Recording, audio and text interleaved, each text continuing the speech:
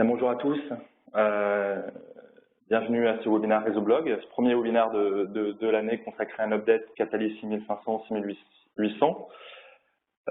Au passage, du coup, je tiens à vous souhaiter à tous une excellente année 2015 sur tous les plans. Une heure qu'on va passer ensemble à parler de ce qui est nouveau sur le 6500-6800. Alors, on va éviter de refaire toute l'histoire. Alors, concernant les webinaires Réseaublog, il y en aura peut-être davantage que d'habitude cette année. Je vais essayer de partir sur une base de un webinaire par mois, donc il faut bien avoir des objectifs en début d'année. Et déjà, le prochain est déjà annoncé début février. On va essayer de faire ça le mercredi à 10h. Donc, j'espère vous voir nombreux. L'idée, c'est de rester sur un plan techno. Au maximum, de sortir de tout ce qui est marketing et d'expliquer comment sont les technos, les produits et comment ils fonctionnent, quoi. Voilà. Alors, aujourd'hui, petit bouleversement au niveau programme à la dernière seconde. On devait avoir avec nous Samuel Pasquier, qui est directeur Product Management, notamment sur le Catalyst 6K 6500-6800, qui devait être avec nous. Et il m'a appelé il y a un quart d'heure, son internet est tombé à la maison, modem HS, apparemment, ou alors peut-être côté opérateur, il a pas eu le temps de troubleshooter. Et donc c'est moi qui vais faire la partie hardware, il était prévu que ce soit lui qui la présente. Donc je vais essayer de reprendre les slides, et puis après on parlera un petit peu côté software. Donc moi-même, Jérôme Durand, consultant sur toutes les technos, routage, commutation, et je pense que vous voyez de temps en temps mes articles sur le blog. Alors, voilà, je change les slides, j'essaye un nouveau format pour les slides, donc je dois m'habituer un petit peu. Alors, rapidement, au niveau du déroulement de ce webinaire, bon, je vais faire très court sur l'introduction. C'était plutôt les slides que j'avais laissés à Samuel. Du coup, on va passer rapidement sur un update au niveau matériel, qui est nouveau. Un update sur la partie Instant Access. Vous connaissez le flex du Catalyst 6K, des switches d'accès qui sont vus comme carte d'interface du châssis. Et puis après, on va voir un update software, pas mal de nouveautés en décembre, à la fois côté hardware, software. Donc c'est pour ça que j'ai organisé ce petit webinaire pour faire le point. On va éviter de refaire toute l'histoire. Si vous avez besoin d'avoir un petit peu plus d'informations sur ce qui s'est passé avant, sur la totalité du matériel, la totalité des fonctionnalités de la plateforme, voyez avec nous, voyez avec vos partenaires. N'hésitez pas, ou sinon à réagir sur le blog, à me contacter, on pourra voir ça ensemble. Alors je vous l'ai dit, je vais passer rapidement sur la partie introduction. On voit sur le campus des besoins en termes de mobilité, augmentation en termes de scalabilité. Alors la partie, ce qu'on appelle Internet of Things, côté campus, c'est très particulier. C'est une interaction de plus en plus forte entre l'IT et la partie bâtiment connecté. Et vous pourrez regarder un très bon exemple, c'est un article que j'ai pu faire cette année, je pense aux alentours d'octobre, sur ce qu'on appelle le Lighting as a Service, tout ce qui est l'éclairage du bâtiment en PO. Un article qui a eu pas mal de succès d'ailleurs, j'étais assez surpris. Donc voilà, pas mal de transitions au niveau du campus. Et avec un mot-clé, et c'est vraiment ce que j'entends chez énormément de clients que je rencontre, c'est un besoin de simplification. Et on va voir justement en termes de simplification ce qu'on essaye de faire. Alors, je vais en profiter pour faire une petite promotion pour ceux d'entre vous qui sont à Cisco Live et qui sont à la première journée, qui veulent attendre les technical seminars, les tectorials. J'anime un tectorial d'une journée avec plusieurs collègues sur la simplicité des réseaux de campus, la simplification du réseau de campus. Donc, n'hésitez pas à vous inscrire, ou n'hésitez pas, si vous venez à Cisco Live, écoutez, passez me voir, on pourra discuter de vos projets, techno, n'hésitez pas à me faire signe si vous êtes à Cisco Live, qu'on se rencontre. Voilà. Alors, je vais passer rapidement sur ces slides. Là aussi, j'avais laissé pour montrer un petit peu que le Catalyst 6K, c'est une plateforme qui est importante chez Cisco. On a tellement de switches installés. On continue énormément à investir sur la plateforme. Vous avez vu les évolutions Soft 6800, les nouvelles line cards. Donc, on continue à investir tout en faisant en sorte que les gens ne soient pas perturbés avec leurs habitudes en termes opérationnels, qu'ils puissent utiliser leur ancien hardware au maximum. Donc, protection des investissements. Et puis, on fait évoluer les fonctionnalités. Voilà. Donc, voilà, je passe rapidement sur l'introduction. On rentre dans la technique avec un update hardware. Alors, côté 6800, 3 plateformes. On a le châssis 6807 XL complètement modulaire, 7 slots, 2 pour les cartes sup, 5 pour les cartes d'interface, un 6880X qui est semi-modulaire, 4,5 rack units, jusqu'à 80 ports giga et giga, et ce 6800IA, on détaille un peu plus ce que c'est vraiment notre switch d'accès qui est en fait vu comme une carte d'interface du 6800 ou même du 6500. On va voir les conditions pour faire fonctionner un petit peu tout ça. Alors, le 6807 XL, on reprend des principes importants du 5500 et ce qu'on a fait, c'est qu'on a réellement augmenté la capacité au niveau backplane. C'est-à-dire, concrètement, on a rajouté de la filasse, des traces entre les cartes d'interface et les cartes de supervision où on a les switches fabriques. On a, du coup, avec cette méthode, on peut avoir en théorie une bande passante jusqu'à 880 gigabits par slot. 8 traces à 110 gigas maxi chacune, donc ça nous fait ces fameux 880 gigas. Bon, après, évidemment, ça dépendra, la performance dépendra à la fois de la SUP, dépendra des cartes qui sont installées. Et aujourd'hui, donc, on va voir la carte qui offre le plus de performance, une carte 32 ports 10 Go qui est sortie également en décembre et qui nous fournit une performance de 160 Go bits par slot. Mais ce qu'il faut comprendre, c'est qu'il y en a encore sous le capot pour éventuellement des futurs line cards avec des ports 100 Go, etc. Mais en fonction des besoins que vous nous remontez. Un point important, c'est la plateforme est vraiment compatible avec ce qu'on avait sur le 6500, la sub 2T qui est sortie sur le 6500, les cartes 6700, 6800, 6900 qui fonctionnent dans un 6500. Là, on va pouvoir les porter sur un 6800, y compris avec les services modules. Voilà. Un point intéressant, c'est au niveau alimentation. Vous voyez quelque chose assez curieux, assez amusant. On a les prises, les sockets pour pouvoir brancher le courant. Et à côté, on a des sortes de cartouches d'alimentation qui fournissent 3000 watts chacune et qui sont dissociées finalement des branchements. Donc on peut commencer à brancher finalement la plateforme et puis sans pour autant mettre toutes les alimentations nécessaires. Si on n'utilise pas tous les slots, on n'a peut-être pas besoin de mettre 4 alimes, on pourra en mettre 2. Et puis, au fur et à mesure des besoins, on se contente de rajouter des alimentations, on n'a rien à brancher, parce qu'on le jour où on a raqué le châssis, finalement, on a déjà pré-branché tout ça. Alors, qu'est-ce qui est nouveau? Alors, c'est cette line card, une line card 32 ports 10 Go, alors qui est assez intéressante. Déjà, en termes de densité, il y avait des besoins sur le Catalyst 6K. Le maximum qu'on faisait jusque-là, c'était 16 ports 10 Go SFP+. Eh bien, maintenant, on a les 32 ports.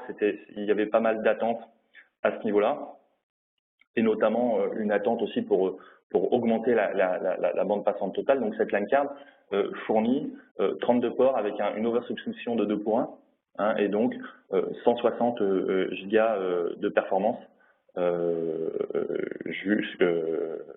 le fond de panier par la fabrique. Et ce qui est intéressant, c'est que pour ceux qui ont vraiment besoin de dire, moi, c'est line rate, on a un mode de performance. Dit de performance, alors évidemment, c'est un peu comme ce qu'on a déjà connu. Donc, on condamne la moitié des ports. de la plateforme. Mais ce qui est intéressant quand on fait ça, c'est qu'on va réallouer les buffers. Alors vous voyez déjà les buffers par port. On a vraiment un nombre de buffers, enfin une quantité de mémoire intéressante.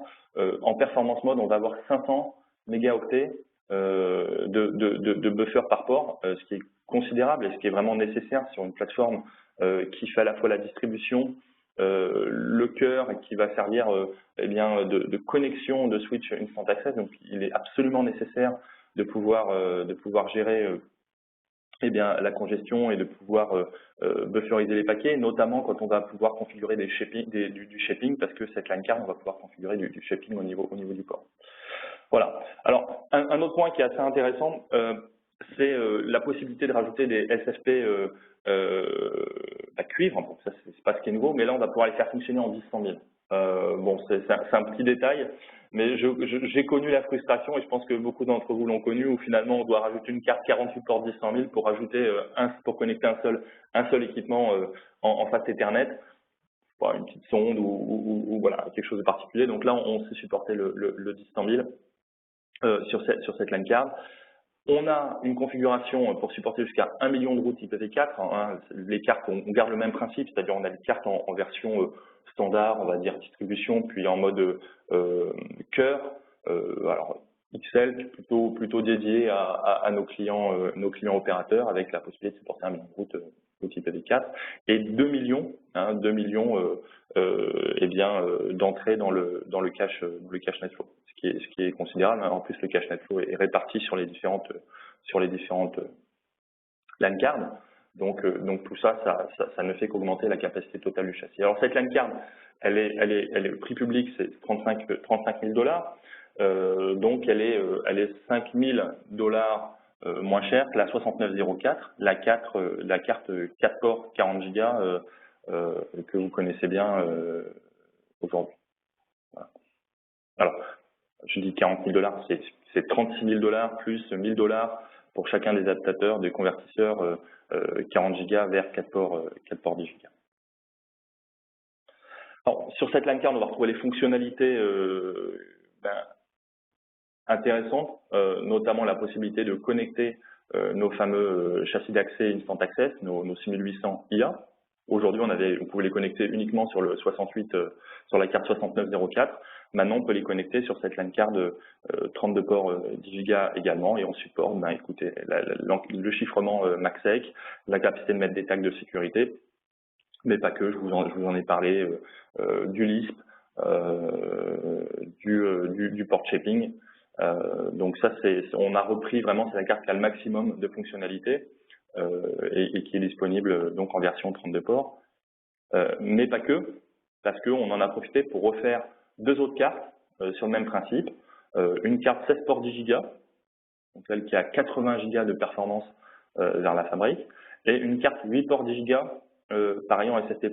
La carte 16 ports 10 Go actuelle, pareil, il fallait mettre 4 ports 40 Go, puis rajouter des adaptateurs, et on n'avait pas 250 mégas de buffer. Là, on a vraiment considérablement augmenté la mémoire au niveau des ports, vraiment pour scaler, parce que la mémoire sur les ports, c'est important, notamment quand je vous l'ai dit, si on veut commencer à faire du shaper sur un port et faire un peu de cost, il faut avoir la capacité de mettre les paquets en file d'attente un petit peu, sinon ça rime pas à grand chose. Hein. Donc toutes ces LAN cards, c'est les mêmes fonctionnalités, des buffers, security group tag, MACsec, Lisp, support de Lisp, 2 files d'attente prioritaires, un shaping à 2 niveaux, la possibilité de connecter Instant Access. Les cartes existent en version XL. Hein, donc c'est 35 000 $ la carte 32 ports 10 Go. Et là, ce qui est intéressant, c'est que vous voyez finalement les cartes 16 ports et 8 ports 10 Go sont au même prix. Hein, alors vous allez me dire pourquoi je prendrais la carte 8 ports 10 Go. Alors peut-être en regardant le tableau, certains diront ah oui, j'ai plus de buffer sur la carte 8 ports 10 Go, même pas finalement, parce que la carte 16 ports 10 Go, on peut la faire tourner en mode performance. Hein, et du coup, on n'a plus que 8 ports et on récupère tous les buffers, on revient à 500 mégas par port. Alors, pourquoi on a fait cette LAN card? C'est simple, on a des clients qui nous disent, moi, je veux une carte sans oversubscription, hein, sans me poser de questions. Et du coup, ils auront cette LAN card qui est faite pour eux. on pense pas, enfin bon, on pense pas que ça soit la carte principalement la plus vendue. Voilà. Alors, ces line cards fonctionnent à la fois sur le châssis 6107 XL, mais fonctionnent également sur le 6500. Ça, c'est vraiment important. Et si je prends la carte 32 ports 10 Go, là, je vais avoir 160 Go par slot sur cette line card, sur ce châssis, sur le châssis 6807. Après, si je l'installe sur un 6500, ben là, j'ai pas le fond de panier, j'ai pas la filasse qui me permet de monter en débit. Donc là, je vais tourner à 80 Go par slot. Alors, je vais vous montrer un petit peu comment tout ça fonctionne. Bon, pas passer trop de temps là-dessus, mais c'est intéressant de comprendre comment fonctionne la line card. Donc, on a ici les SFP. Hein, on voit qu'ils sont groupés sur des portes ASIC. Donc là, on a la fabrique de réplication et Fabric Ingress and Application ASIC qui est ici sur la plateforme. Donc, on va avoir 40 gigas par groupe de 8 ports. Hein. Et c'est là qu'on a l'oversubscription, c'est à ce niveau-là. Donc, ce qu'on fait, quand on a besoin de passer en mode performance et d'enlever toute oversubscription, ben, écoute, c'est simple, hein, on supprime la moitié des ports. Et du coup, ben, on a 40 gigas pour 4 ports et on n'a plus d'oversubscription. D'accord? Idem à ce niveau-là, entre l'ASIC, la Fire ASIC et puis la fabrique locale. Et après, comme vous pouvez le voir, entre alors, un autre point avant de passer à ce qui va se passer vers le fond de panier, on a 2 DFC4 sur la plateforme. Hein, contrairement à une line card, où si je prends la carte 16 ports, on a une seule DFC4. La carte 32 ports, ben, c'est rien d'autre que 2 cartes 16 ports mises l'une sur l'autre, hein, un petit peu en mode condensé. Donc c'est pour ça qu'on arrive simplement à avoir les mêmes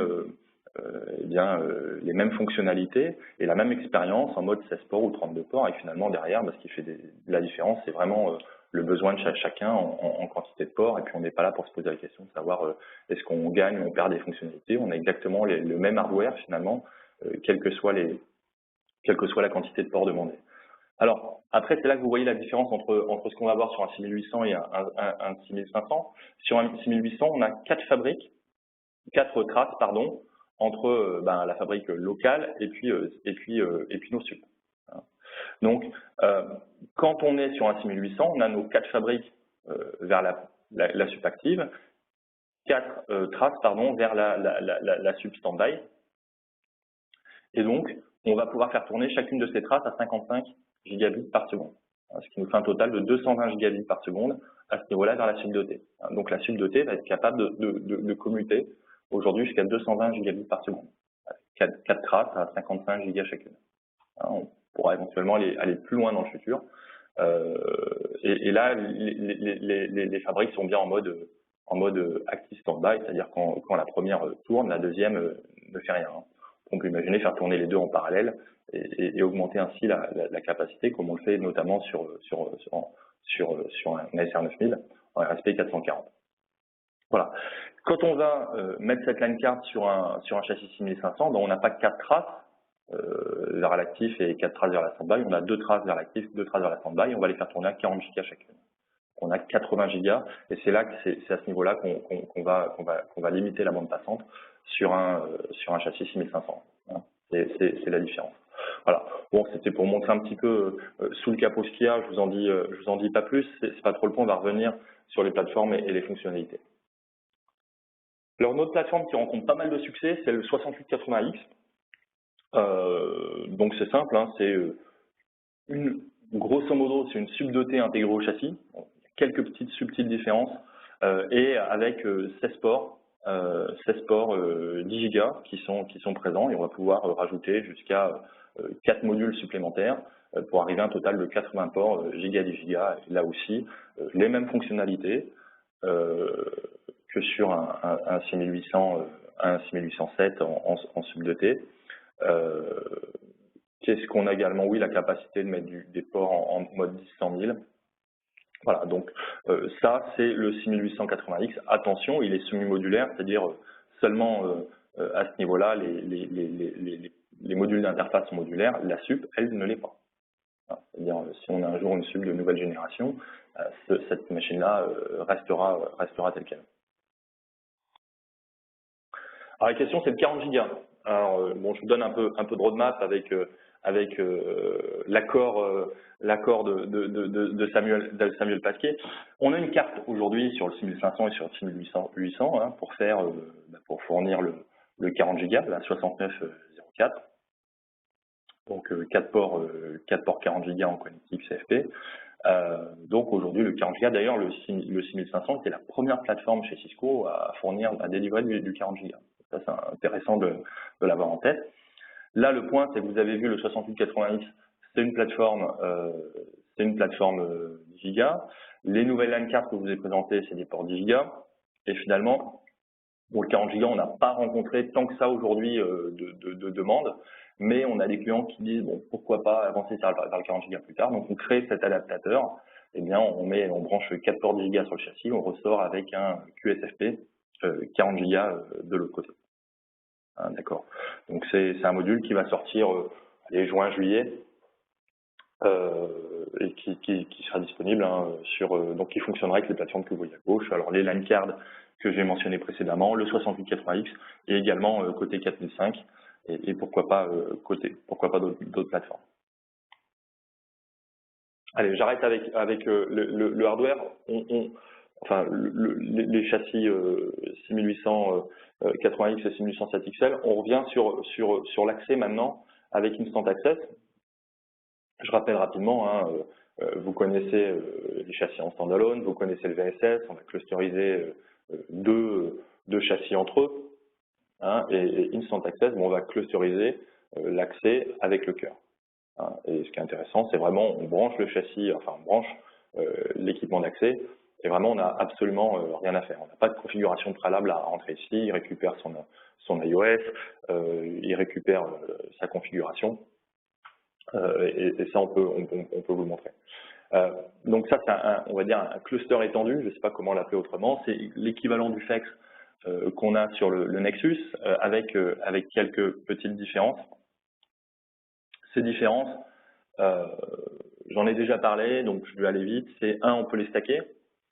Donc ça c'est important parce que si sur le data center on peut facilement rajouter une fibre facilement entre la distri et l'accès, sur le campus on n'a pas forcément envie tous les matins de rajouter une fibre entre les étages. Donc on va stacker les châssis d'accès entre eux. Deuxième élément c'est le PoE. Donc on a des IA PoE, enfin même PoE+. Et un autre point c'est qu'on va pouvoir connecter derrière ces équipements d'accès, ces 6800 IA, on va pouvoir connecter d'autres switches, ou même n'importe quoi. On n'impose pas le fait que ce soit un host connecté derrière la plateforme, et c'est quelque chose qui est totalement supporté. Hein. Vous appelez le TAC, vous êtes dans ce mode-là, vous serez supporté. Et c'est important, on connaît le campus, on connaît vos réseaux. On a toujours besoin de faire des exceptions. Parfois, il faut rajouter un switch parce qu'on a besoin de raccorder quelque chose et voilà. On ne va pas rester sur on n'est pas dans une logique spine leaf où oui, on peut absolument rester comme ça. Il faut qu'on puisse gérer des exceptions sur le campus. Alors, le 6800 IA, on a donc alors il y a une petite erreur d'ailleurs sur ce slide, je le vois à l'instant. C'est uniquement 48 ports et disons 10-100 000. Qui sont soit en mode pure data, soit en mode PoE+, 740 watts de budget PoE, et avec 2 ports d'uplink en SFP+. Alors, là, on avait au démarrage, on pouvait stacker jusqu'à 3 Instant Access entre eux, maintenant on peut en stacker jusqu'à 5. Et ce qui a changé également récemment, c'est que maintenant on a la possibilité, on a un 6800 IA qui fournit des alimentations redondantes. Donc qui a été annoncé un petit peu après. Donc tout d'abord on avait Data PoE+, et après on a sorti le 6800 IA 48 FPDR qui supporte deux alimentations modulaires.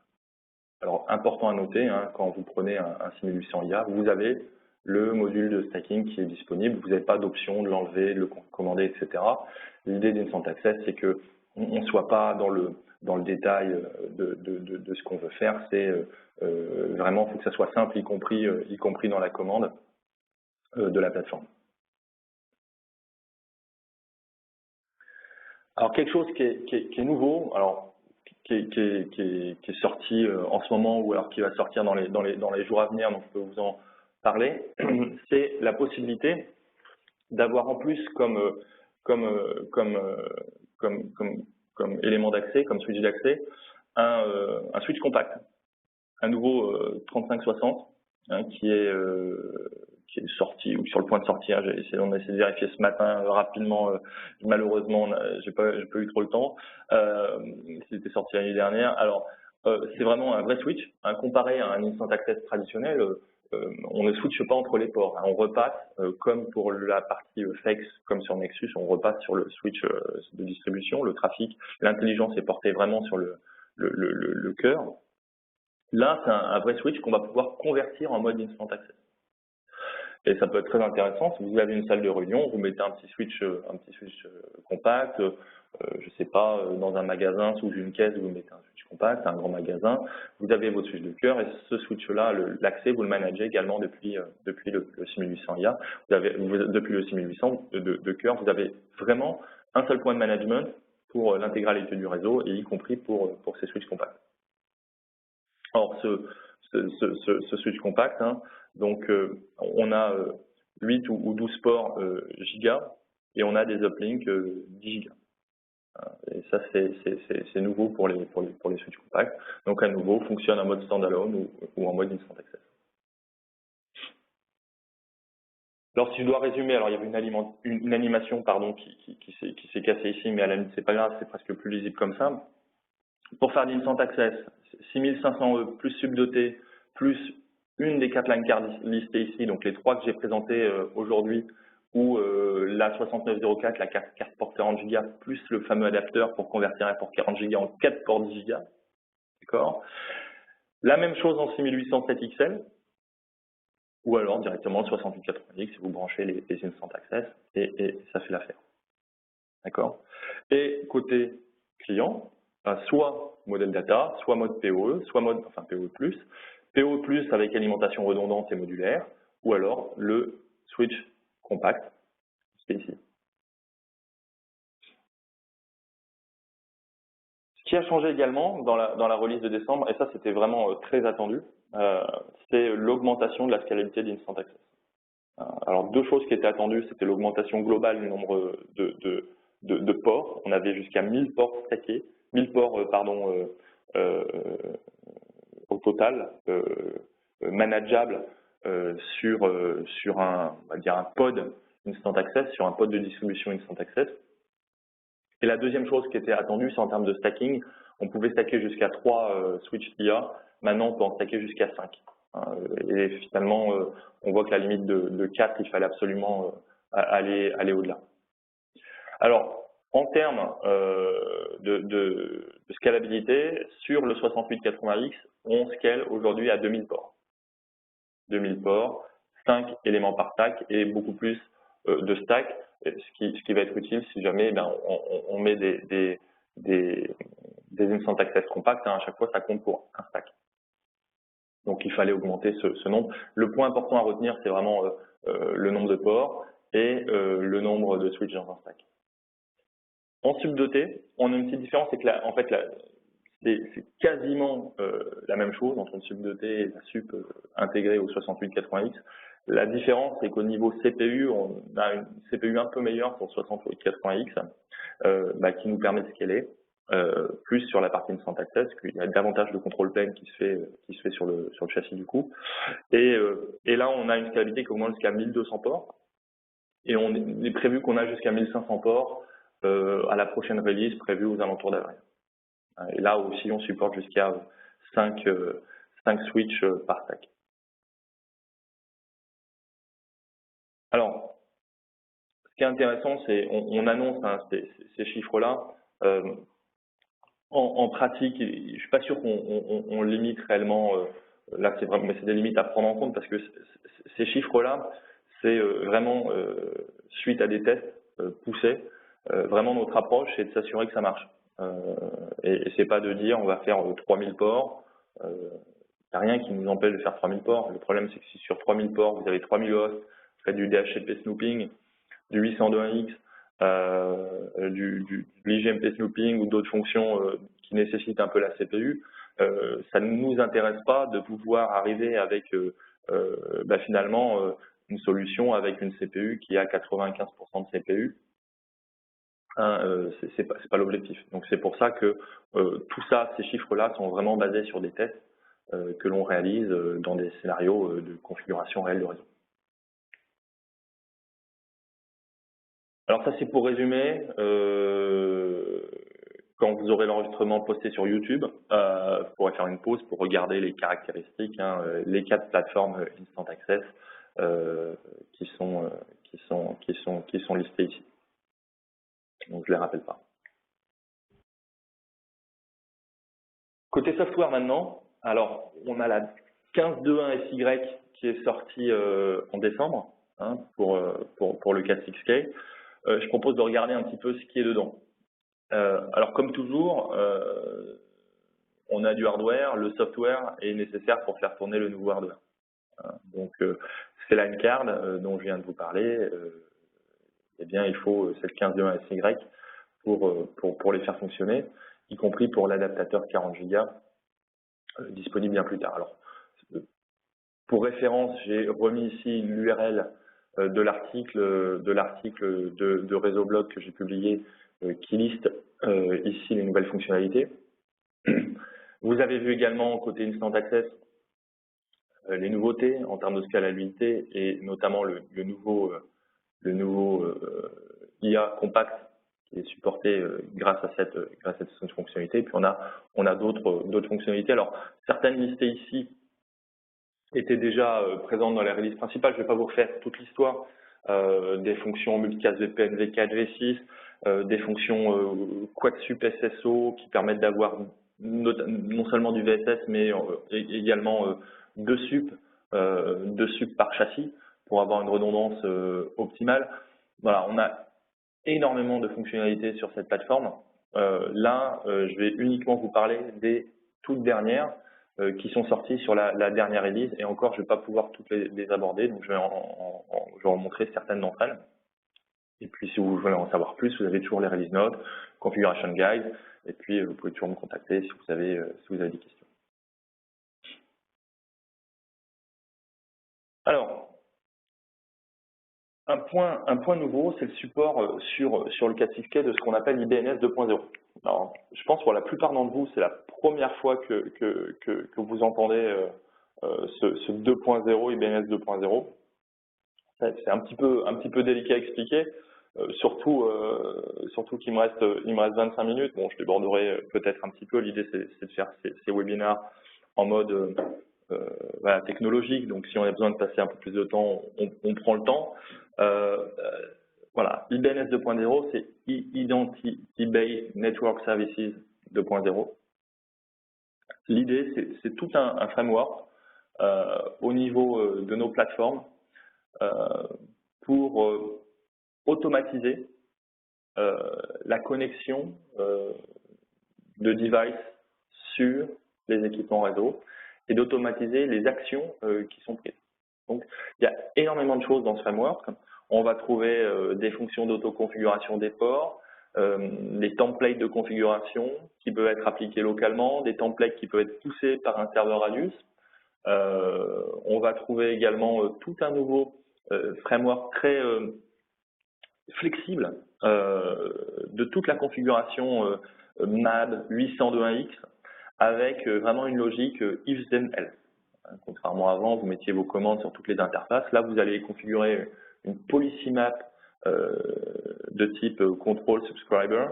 Donc, je pense que c'est très nouveau pour la plupart d'entre vous. Et donc, je pense que je referai un webinaire sur le sujet accompagné d'un expert sécurité. Comme ça, vous allez avoir les deux versants de la technologie. Et vraiment, vous pouvez faire ce que vous voulez. Hein. Si je vois d'une demande d'authentification 802X, alors je la privilégie par rapport, sinon alors je rebascule en MAB, et sinon j'applique tel template de configuration sur l'interface, et si mon radius est tombé, alors je fais ci, etc., etc., etc. Hein. Donc, on a vraiment une granularité énorme dans ce qu'on est capable de faire. On peut définir plusieurs policy maps de ce type-là, les appliquer sur différents ports. Voilà.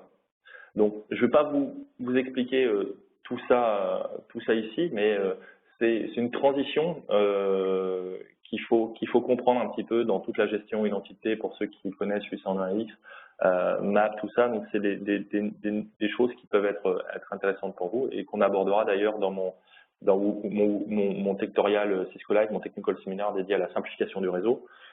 Alors, oui, ça c'est pas forcément très simple à la base, mais une fois que ça s'est configuré, bah, derrière vous n'avez plus rien à faire et puis vous branchez des choses sur le réseau et puis le réseau il s'auto-configure. Donc ça c'est plutôt agréable. Ici, je vais vous parler de choses simples bah, qu'on supporte sur le 6008 maintenant. Bah, ce sont les interfaces templates. Si on a 2000 ports sur une même configuration, c'est peut-être bien d'agréger un petit peu la config. Et du coup, on définit simplement un template de configuration que l'on va pouvoir appliquer derrière, appeler derrière sur chacun des ports. Hein, et du coup, on ne voit plus la configuration, on voit juste le template sur chaque port. Et on a une commande qui est show direct config, qui nous permet de voir ce qui se passe, de voir la configuration complète sur chacun des ports. Voilà, ça c'est le premier point.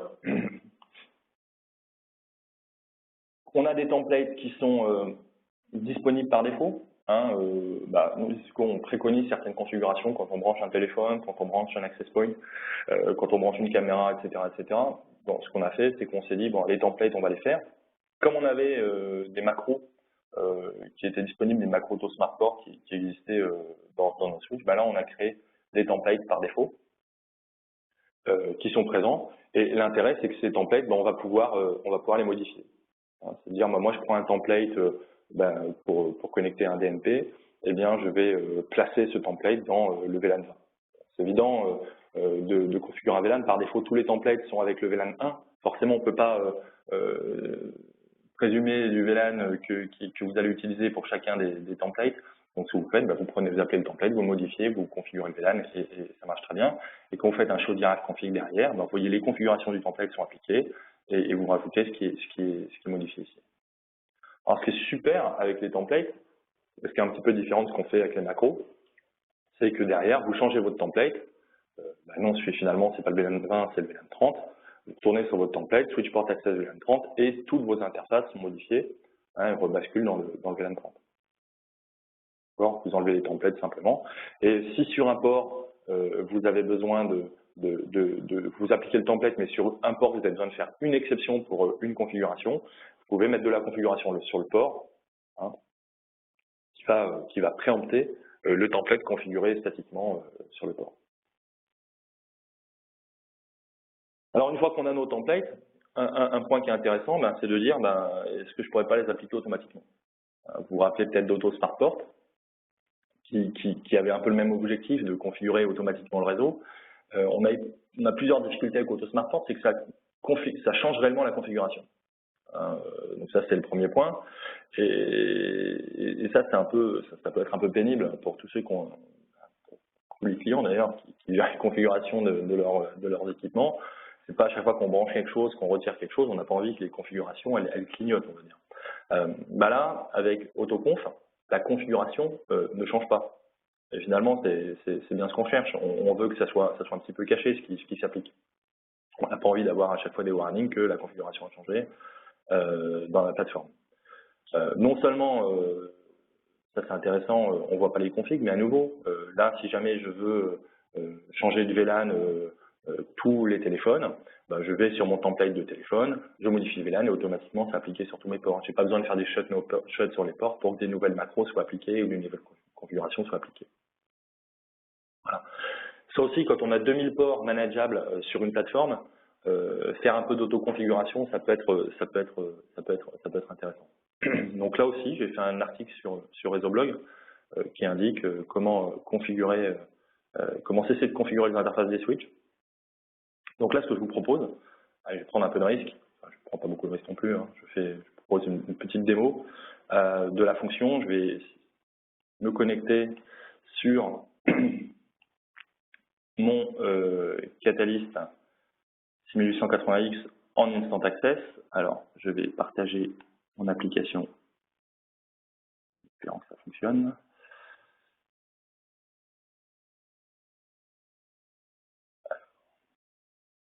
Ça y est.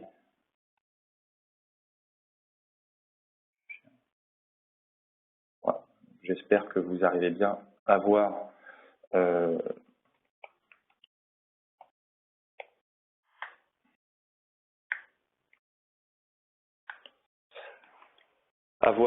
que j'affiche.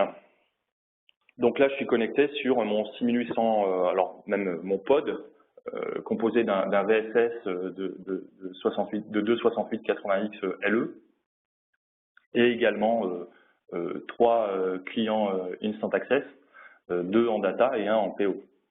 Et alors, vous pouvez voir, hein, ce qui est intéressant, c'est là vous avez toutes les interfaces qui sont sur la plateforme. Et alors ce que j'ai fait, c'est que j'en ai la moitié sont configurées en mode autoconf. D'accord, donc il n'y a rien sur les configs. Et on va voir comment tout ça s'applique. L'autre moitié est configurée avec le framework complet IBNS 2.0, avec du 802.1x, du MAB, etc. Et je pense que je vous ferai une démo sur un autre webinaire dédié à ce sujet-là. Enfin, si ça vous intéresse, ça peut être du feedback qui peut être intéressant. Donc si je regardais ce qui se passe sur les ports sur lesquels j'ai connecté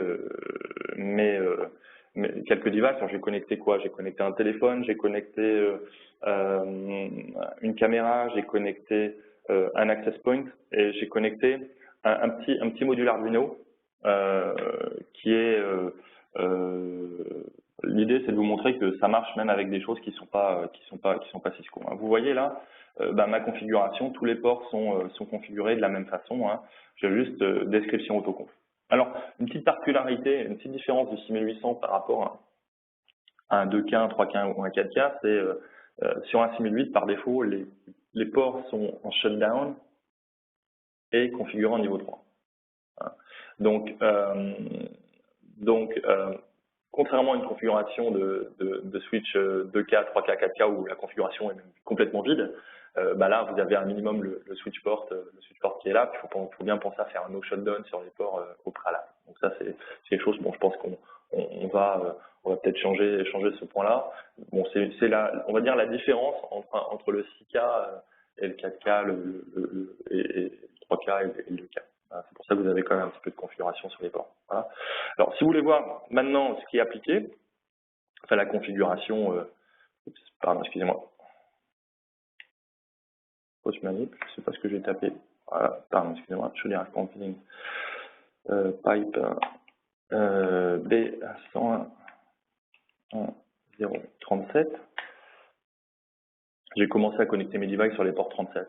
Voilà, donc là c'est la device, c'est les configurations qui ont été appliquées par mes templates.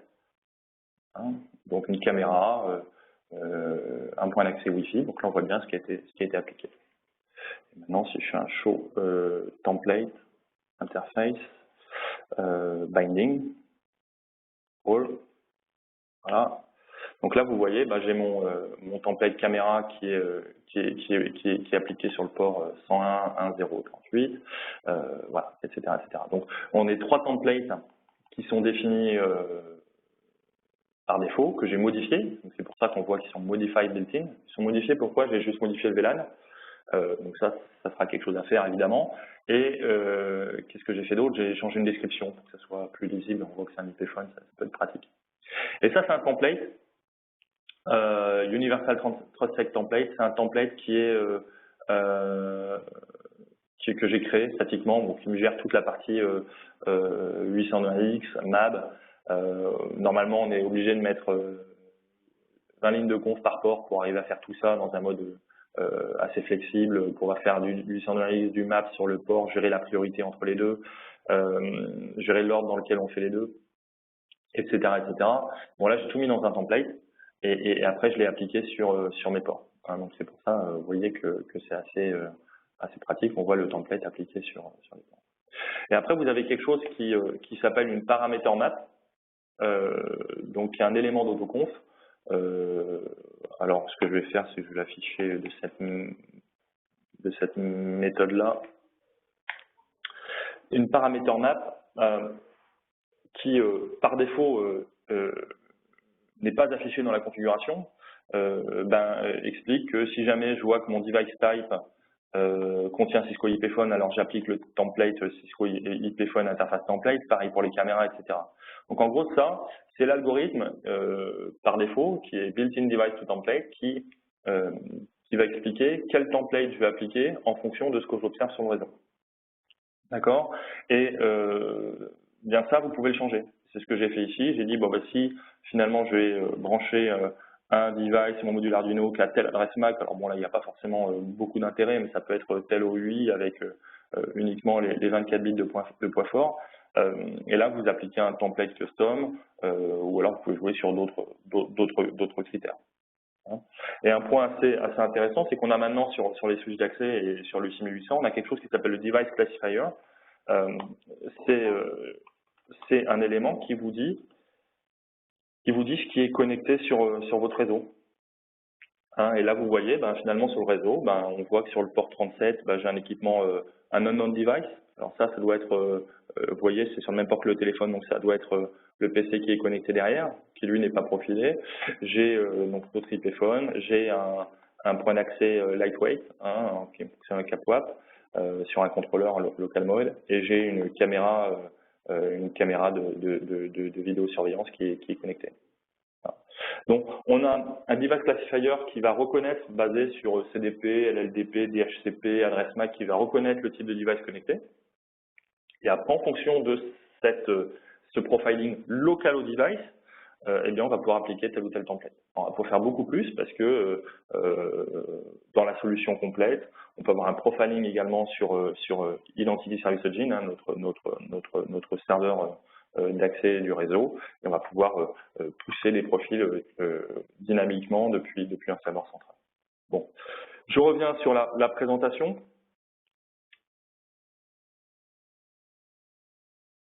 Voilà, donc voilà pour AutoConf, les interfaces templates, mais vous avez compris qu'on fait beaucoup plus et je reviendrai là-dessus. Alors ça c'est, voilà, j'ai prévu quelques slides, mais je préfère vous le faire en version démo, c'est quand même plus amusant et surtout plus challenging pour moi. D'autres points, c'est la partie First Hop Security. Vous connaissez tous DHCP Snooping, IP Source Guard, Dynamic Art Inspection, ça c'est pour V4. Pour V6,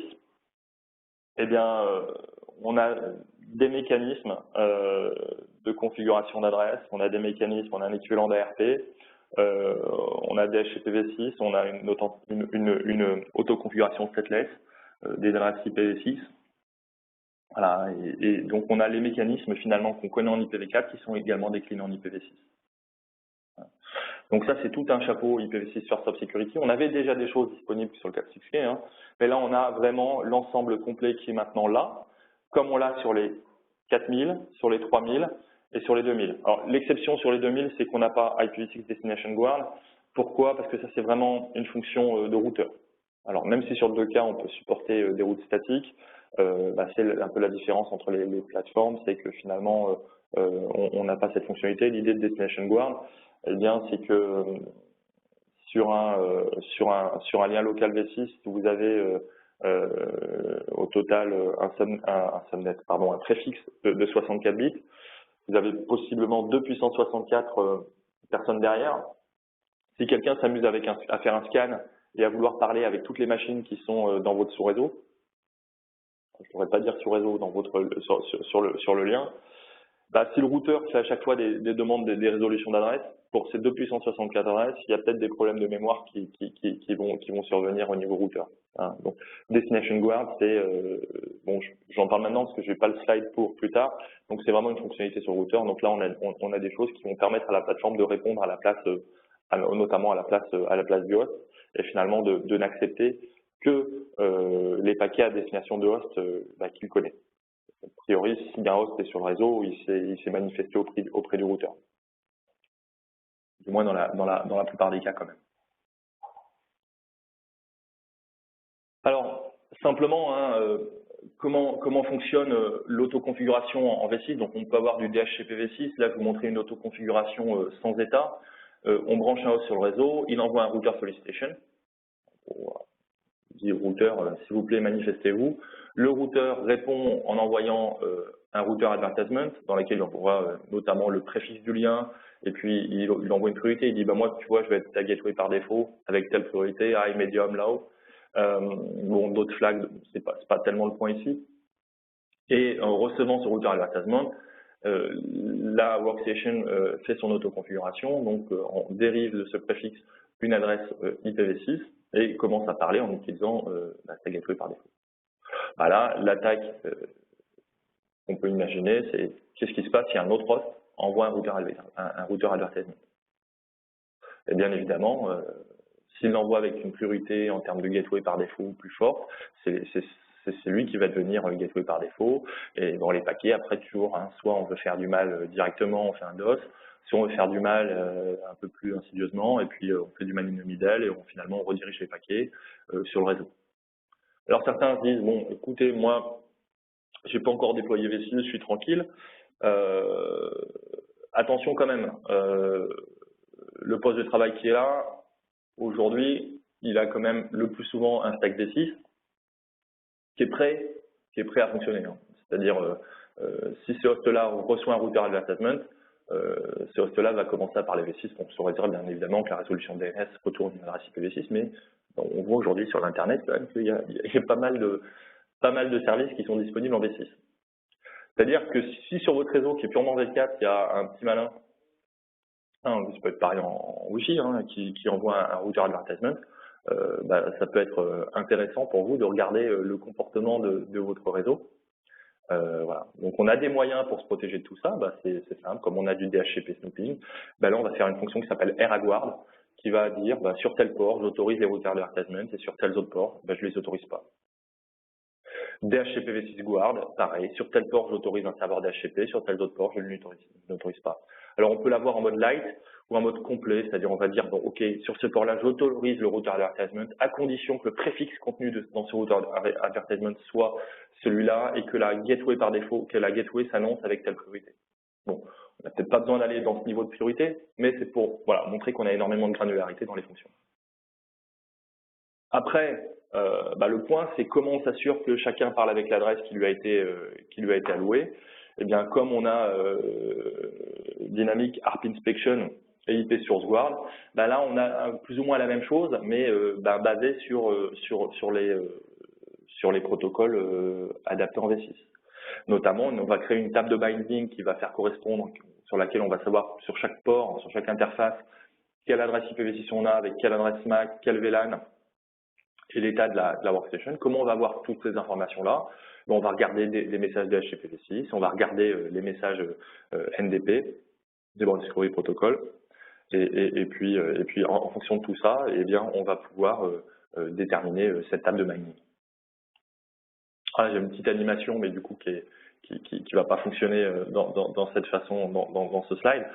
Donc, soit on va observer sur le switch un neighbor solicitation et on va rajouter l'entrée dans une table de binding, soit on va voir une allocation d'un serveur DHCP, puis là on va rajouter l'entrée dans la table de binding, soit, eh bien, on voit, il n'y a rien de tout ça, on voit passer un paquet de quelqu'un qu'on ne connaît pas, et on va faire un duplicate restriction, on va voir si cette personne-là est bien réelle sur le réseau, et si cette personne-là répond, elle envoie un neighbor advertisement, et on va mettre à jour la table de binding.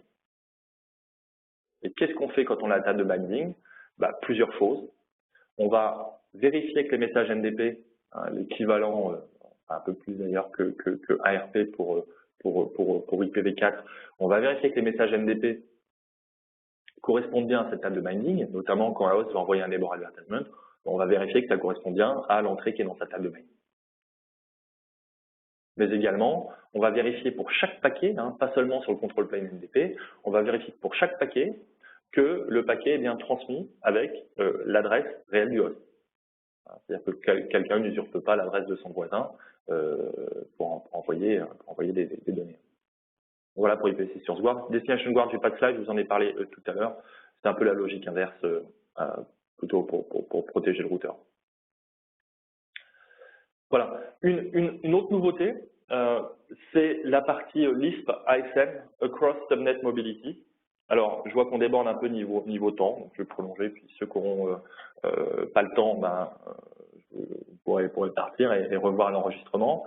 Across Subnet Mobility. Alors, ceux qui ont suivi le dernier webinaire Réseaublog, qui date un peu, qui est d'ailleurs lui aussi posté sur YouTube, j'ai détaillé un petit peu ça. L'idée est la suivante, c'est d'avoir la possibilité d'avoir une station connectée avec une certaine adresse IP et qui va pouvoir bouger sur le réseau et récupérer, qui va pouvoir sur le réseau, et même si elle bouge dans un autre subnet, eh bien, elle va pouvoir quand même discuter. Alors, c'est vrai que c'est une problématique qu'on trouve plutôt dans le data center initialement, avec la gestion des machines virtuelles, c'est-à-dire j'ai un data center A, un deuxième data center B, j'ai une machine virtuelle que je veux déplacer. Cette machine virtuelle, forcément, elle ne change pas d'adresse IP quand elle se déplace. Ça ne serait pas pratique, surtout quand c'est des serveurs. Donc, ce qu'on fait, eh bien, c'est Lisp qui va permettre de bouger cette... Bon, enfin, ce qu'on fait traditionnellement, ce que font pas mal de clients, c'est du coup, ils sont forcés d'étendre le niveau 2 entre leurs data centers. Alors, on a plein de solutions pour le faire. On peut le faire en natif, en VPLS, on a de l'OTV, on a avec du 450, on sait faire du layer de VPN over MGRE. Donc voilà, du VPLS, on a plein de solutions pour faire tout ça. Mais voilà, ça correspond toujours à la même chose, c'est j'étends mon layer 2. Et ça, on peut se poser des questions sur le bien fondé d'étendre du niveau 2. Et l'autre point, c'est toujours intéressant, c'est d'optimiser comment on va joindre la machine virtuelle une fois qu'elle a bougé. C'est-à-dire souvent, on a du tromboning, c'est-à-dire la machine virtuelle sort du data center A, passe dans le data center B, mais les flux continuent d'arriver à A pour ensuite rebasculer sur B. On n'a pas forcément une optimisation des flux. Donc c'est pour ça qu'on a créé Lisp Across Subnet Mobility qui va permettre de bouger des machines, et même si elles se retrouvent dans un VLAN qui n'est pas le leur, elles vont pouvoir continuer à dialoguer sur le réseau, elles vont pouvoir être jointes, et ce directement, de façon optimale. Et c'est Lisp, qui est le protocole Locator Identifier Separation Protocol. Donc on a des standards, vous pouvez consulter les RFC sur le sujet, qui va permettre finalement à cette machine de bouger. Alors, là aussi l'animation est un peu cassée. Alors là, je vous ai dit, c'est plutôt une problématique data center, et finalement, on a vu qu'il y avait aussi des besoins côté réseau campus. Un des besoins qu'on a eu, c'est, et on a travaillé d'ailleurs avec un client pour ça, c'était dans un hôpital. On a parfois des devices qui ne permettent pas, qui ne s'auto-configurent pas en DHCP, qui sont configurés vraiment en dur. Je veux dire un scanner, mais pas forcément. Je suis pas du métier, mais qu'on doit configurer statiquement. Et pour autant, pour ce client-là, il était nécessaire de pouvoir bouger ces équipements. Évidemment, c'est des équipements médicaux qui coûtent très cher, et il faut pouvoir les utiliser au maximum, et ceux dans différents services. Et on n'a pas forcément envie que dans tout l'hôpital, on accepte, on prolonge du niveau 2 partout. Voilà. Et puis également en termes de sécurité, on a besoin de règles de sécurité particulières pour ces devices-là, qui sont identifiés par leurs adresses IP. Donc, avoir la possibilité de pouvoir bouger le device tout en conservant son adresse IP, ça a un intérêt quand même. Et c'est ce qu'on a fait avec Lisp Across Subnet Mobility, c'est-à-dire on va bouger cette machine ici, elle va se retrouver dans un autre réseau, elle va garder son adresse IP, elle aura accès au data center puisque des règles de sécurité sont mises en place uniquement pour cette machine. Donc, et l'autre point que je vous ai dit, c'est que finalement le routage est optimal, puisque, et d'ailleurs je vais revenir, excusez-moi, sur un mode de présentation en slide. Je pense que ça sera beaucoup plus pratique pour tout le monde, pour bien comprendre.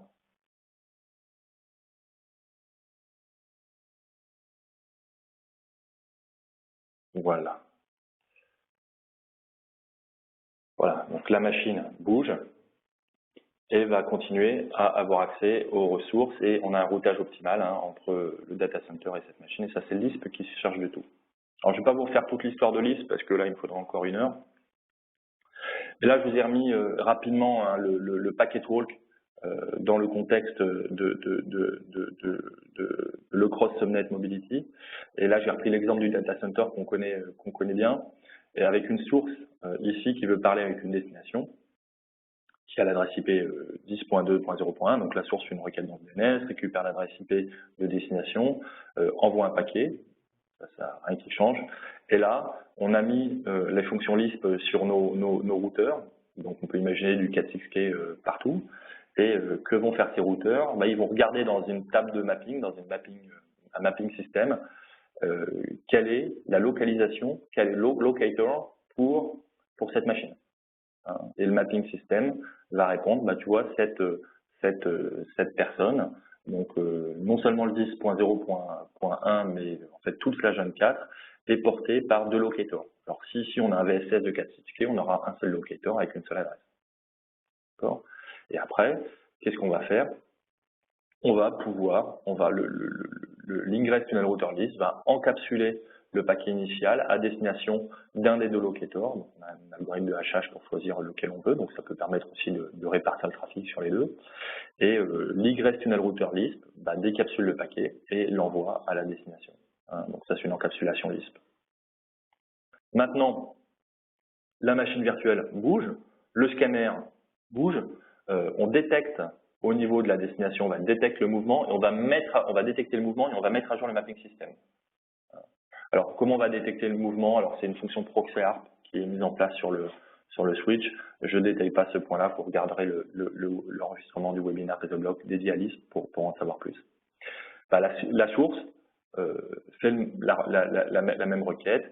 Dans le mapping system, on voit que le locator a changé.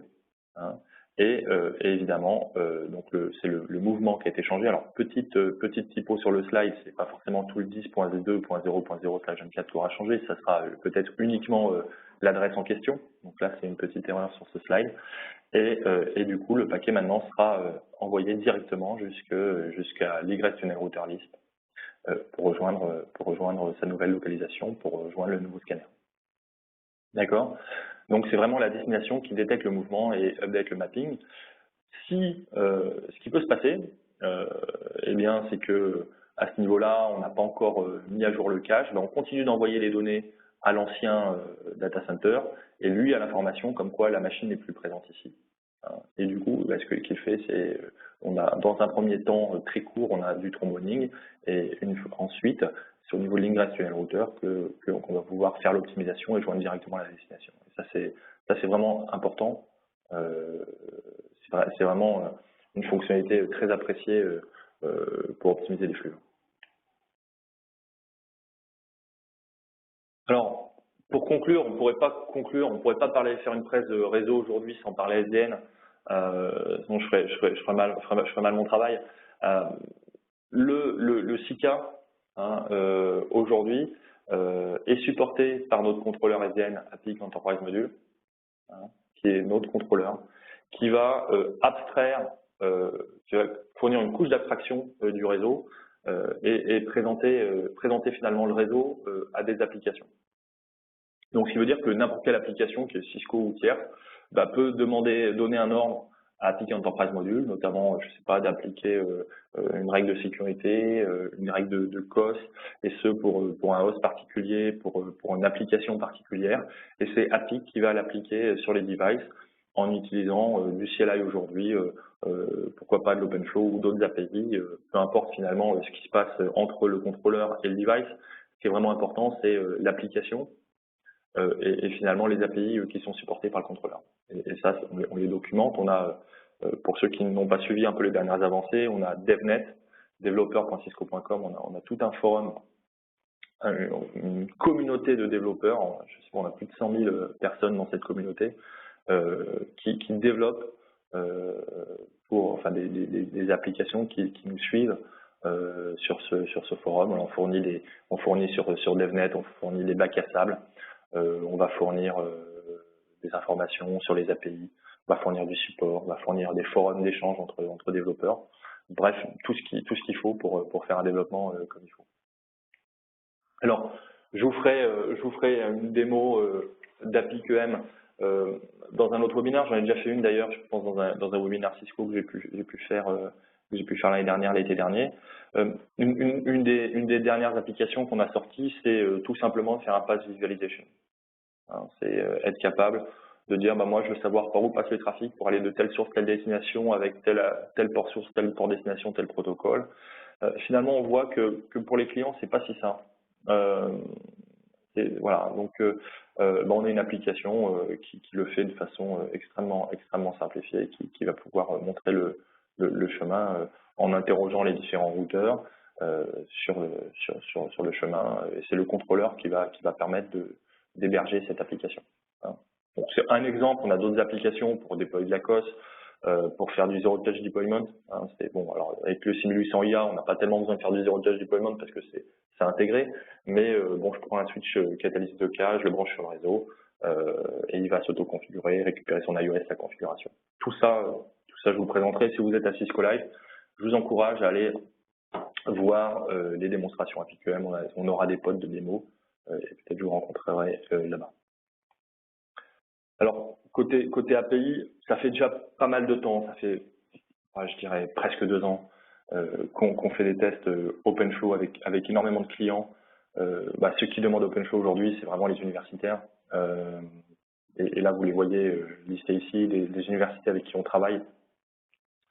Donc, on avait fait des POC avant, là, c'est juillet, octobre, on avait fait des POC sur bien avant, on a fait des maquettes.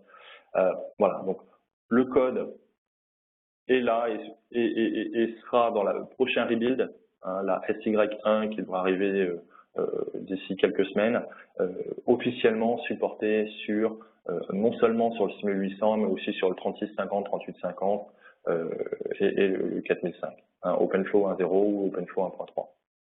D'accord, donc toujours des API pour pouvoir piloter le device, mais vraiment l'important c'est pas tellement de savoir comment un contrôleur va parler au device, l'important c'est de savoir finalement qu'est-ce qu'on va faire de tout ça, quel use case, quelle application, et ça je vous encourage à venir à Cisco Live. On a des exemples avec comment on va pouvoir faire de la COS pour du Jabber automatiquement à la volée. On voit pour chaque appel, on va provisionner la COS qui va bien, pouvoir activer de la sécurité dans l'intégralité du réseau avec une interaction entre notre IDS Sourcefire ou IPS Sourcefire et les switches. Il y a la détection d'un problème, on va pouvoir donner des ordres au contrôleur pour filtrer telle ou telle machine, telle ou telle application, tel ou tel flux. Donc des choses extrêmement puissantes qui sont en train de se mettre en place avec à chaque fois des use cases clients. On n'est pas là pour parler API, on est vraiment là pour parler de ce qu'on va en faire. Et ça, vous verrez bien à Cisco Live. Alors, il est temps de terminer. Quelques ressources. Alors, j'ai pas mis ici le blog, mais d'autres ressources, les white papers, des vidéos sur le 6008, des LIPIS reports, c'est des rapports qui sont faits par un organisme sur certains produits, et notamment sur le 4.6K. Les datasheets, c'est bon, je pense que vous appréciez tout ça chez Cisco, c'est la documentation, on se sent jamais seul. Et côté Sika, il faut reconnaître qu'on a même de la docs qui détaille comment fonctionnent les line cards, on comprend exactement comment ça fonctionne sous le capot, et c'est vrai que ça permet d'être en confiance. Avant de se quitter, je rappelle, prochain webinaire, vous avez sur le blog en haut à droite quelque chose qui s'appelle prochains événements. Je vais ici lister les prochains. Mon prochain événement, c'est le 4 février à 10h, un webinaire d'1 heure sur Flexible NetFlow. Donc, je vous dis, l'objectif, c'est vraiment d'être dans la technologie, d'échanger entre nous sur les technos Cisco et ce que l'on voit, et ce que font nos clients. Et le 3 mars, alors ça c'est à confirmer, Converge Access. Surtout le message, c'est si vous avez envie d'entendre parler de quelque chose, vous me faites signe, le blog, Twitter, vous avez mon adresse email peut-être, contactez-moi et avec plaisir on adaptera le programme pour répondre vraiment au mieux à vos besoins. Voilà. Donc merci à tous. J'ai débordé d'un quart d'heure à peu près. J'espère que vous me pardonnerez. Je vais poster la vidéo sur YouTube. Suivez le blog, réseaublog.cisco.fr et surtout réagissez. Vous avez le droit de ne pas être d'accord avec ce que j'écris. Il n'y a pas de problème là-dessus. Et je vous dis à bientôt, au 4 février peut-être, ou alors à bientôt dans nos bureaux ou peut-être chez vous. Très bonne journée à vous. Au revoir.